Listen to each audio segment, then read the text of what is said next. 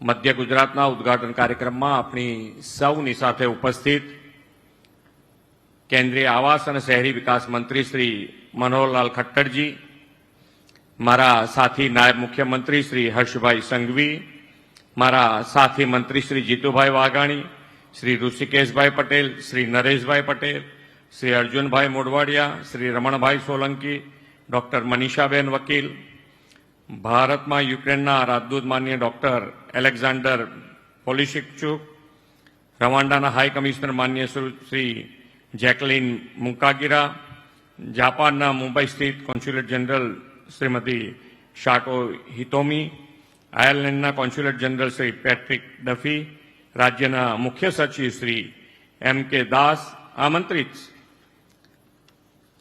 Gujarat chamber of કોમર્સના પ્રમુખ Shri Sandeep engineer, દીપક નાઇટ્રેટના CMD Shri દીપકભાઈ મહેતા, આમંત્રિત સર્વે મહાનુભાવો, પ્રેસ મીડિયાના મિત્રો, સૌને મારા નમસ્કાર.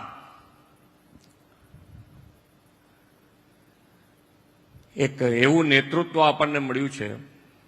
હમણાં મનોહરલાલજી જે વાત કરતા હતા કે ભાઈ આવતીકાલની જરૂરિયાતનું આજે વિચારી અને એનું ઇમ્પ્લિમેન્ટેશન આજથી કરવાનું કે ભાઈ આવતીકાલે વીજળીની જરૂરિયાત વધશે તો એની આજથી જ વિચારણા હેઠળ આવી જાય અને આપણે કેવી રીતે એને પહોંચી વળીએ એવું નેતૃત્વ આપણને વડાપ્રધાન શ્રી નરેન્દ્રભાઈના રૂપમાં મળ્યું છે. અને દરેકે દરેક સેક્ટરમાં, પછી એ પાણીની વાત હોય, વીજળીની વાત હોય કે પર્યાવરણની વાત, દરેકે દરેક સેક્ટરમાં એમણે આ જ વિચારીને આપણને ખૂબ સારી રીતે આપણો દેશ આગળ વધે એના માટેનો એમણે હર હંમેશ પ્રયત્ન કર્યો. અને એટલે જ આજે દુનિયાના દેશો એક વિશ્વાસુ મિત્ર તરીકે ભારત આવી રહ્યા છે, વધુ ને વધુ આવી રહ્યા છે અને હજુ પણ વધારે દેશો ભારત સાથે જોડાવા તત્પર છે. વિશ્વ નેતા અને યશસ્વી વડાપ્રધાન શ્રી નરેન્દ્રભાઈ મોદીએ તાજેતરમાં તેમના સુશાસનના સફળ 12 વર્ષ પૂર્ણ કર્યા છે. તેમના નેતૃત્વમાં ભારતીય અર્થતંત્રએ અભૂતપૂર્વ પ્રગતિ સાધી છે. અહીં ઉપસ્થિત ઉદ્યોગ જગતના સાથીઓનું પણ તેમાં મોટું યોગદાન છે. શ્રી મોદી સાહેબે ઉદ્યોગોને રેડ ટેપિઝમથી રેડ કાર્પેટ સુધી લાવીને ઇઝ ઓફ ડુઈંગ બિઝનેસ વધારવાનું ભગીરથ કામ આ 12 વર્ષમાં કર્યું છે. ગુજરાતને તો તેમના વિઝનરી નેતૃત્વનો લાભ સતત 25 વર્ષથી મળી રહ્યો છે. શ્રી મોદી સાહેબે બેલેન્સ ગ્રોથનો જે નવો વિચાર આપ્યો તેને આપણે VGRCથી આગળ ધપાવ્યો છે. મહેસાણા, રાજકોટ, સુરત એમ 3 રિજિયનલ વાઇબ્રન્ટ કોન્ફરન્સની સફળતા પછી આજે મધ્ય ગુજરાત પ્રદેશના 10 જિલ્લાઓની આ ચોથી VGRC યોજાઈ રહી છે. અત્યાર સુધીમાં 3 VGRCમાં 9,499 MOU દ્વારા 13,30,000 કરોડનું રોકાણ રાજ્યના વિવિધ ઉદ્યોગોમાં આવ્યું છે. શ્રી મોદી સાહેબ કહેતા કે એક સમય એવો હતો કે મધ્ય ગુજરાતના વિસ્તારમાં સાયકલનું પણ ઉત્પાદન નહોતું થતું અને આજે આ વિસ્તાર દેશની મેન્યુફેક્ચરિંગ સપ્લાય ચેઇનનું મહત્વનું કેન્દ્ર બન્યું છે. કોઈએ કલ્પના પણ નહીં કરી હોય કે આ મધ્ય ગુજરાતમાં VGRCનું આયોજન થઈ શકે. શ્રી મોદી સાહેબના વિઝનના કારણે જ આ મોટો બદલાવ આવ્યો છે.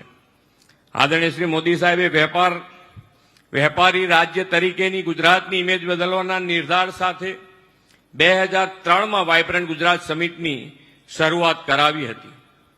જ્યારે વિશ્વમાં વાઇબ્રન્ટ સમિટ જેવી બિઝનેસ સમિટનો કોઈ વિચાર પણ નહોતું કરતું ત્યારે શ્રી મોદી સાહેબે આ નવો અભિગમ અપનાવ્યો.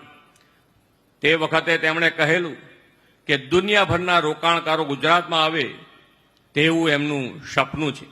વાઇબ્રન્ટ સમિટની 2 દાયકાની જ્વલંત સફળતાને પગલે શ્રી મોદી સાહેબનું એ સપનું સાકાર થયું છે અને ગુજરાત આજે global gateway to the future બન્યું છે. વાઇબ્રન્ટ સમિટની ઉત્તર સફળતા માટે કારણે ગુજરાત દેશના ગ્રોથ એન્જિન તરીકે પ્રસ્થાપિત થયું છે. મધ્ય ગુજરાત પ્રદેશ તો રાજ્યના ડેવલપમેન્ટનું હાર્ટ છે. વડોદરા, આણંદ, ખેડા, પંચમહાલ, છોટાઉદેપુર, દાહોદ જેવા જિલ્લાઓમાં મેન્યુફેક્ચરિંગ, એન્જિનિયરિંગ અને ફાર્મા તથા એગ્રી ફૂડ પ્રોસેસ અને એમએસએમઈ ઇન્ડસ્ટ્રીઝ ડેવલપમેન્ટમાં નોંધપાત્ર યોગદાન આપે છે.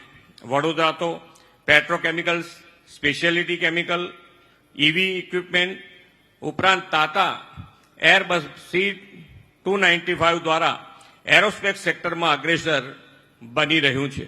શ્રી મોદી સાહેબ કહેતા કે અહીંથી મધ્યપ્રદેશ સુધીના વડોદરા, હાલોલ, કાલોલ, ગોધરા અને દાહોદ 5 શહેરના વિસ્તારમાં લઘુ ઉદ્યોગનું મોટું નેટવર્ક ઊભું થયું છે.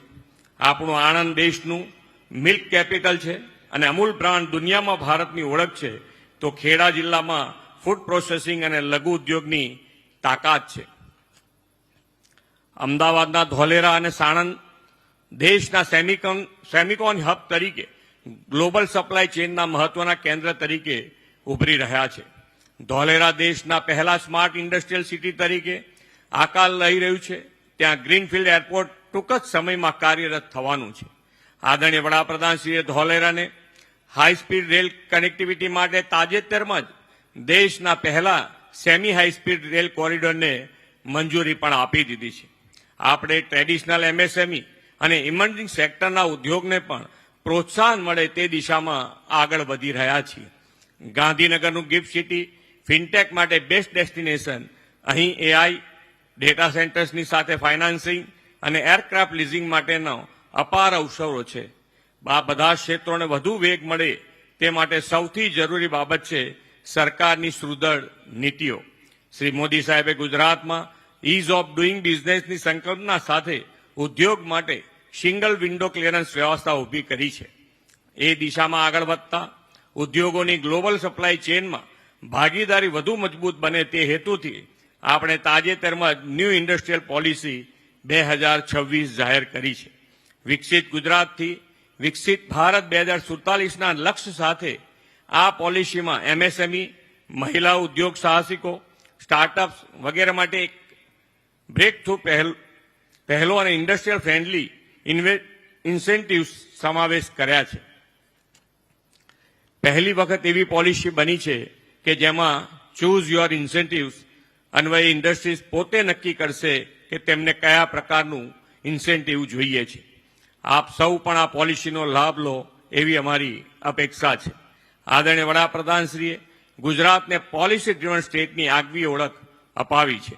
તેમના નેતૃત્વ અને માર્ગદર્શનમાં Gujarat policy framework, good governance, robust infrastructure અને ફાસ્ટ ડિસિઝન મેકિંગમાં અગ્રેસર છે.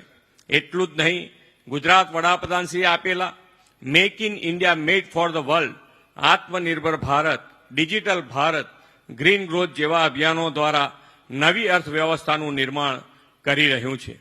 ભારતના વિકાસમાં ગુજરાતના વિકાસનો જે મંત્ર શ્રી મોદી સાહેબે આપ્યો છે તેને ઉદ્યોગ, વેપાર, રોકાણ અને ઇનોવેશનથી સાકાર કરવા માટે વીજીઆરસી લોકલ ફોર વોકલ અને લોકલ ટુ ગ્લોબલનું સક્ષમ પ્લેટફોર્મ બની છે.